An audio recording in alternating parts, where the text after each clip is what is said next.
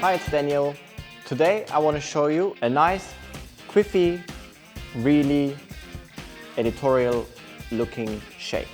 I will apply the pomade onto the roots to create a grease effect. I will work in the liquid dust to give it a bit of hold. A greasy look with a root hold. That's the trick on this look, and I hope you enjoy what we're doing.